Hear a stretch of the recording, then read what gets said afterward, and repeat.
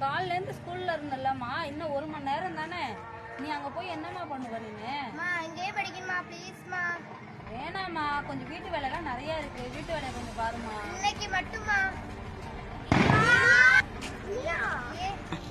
காலையில இருந்து என்னதான்ப்பா பாப்பாங்க?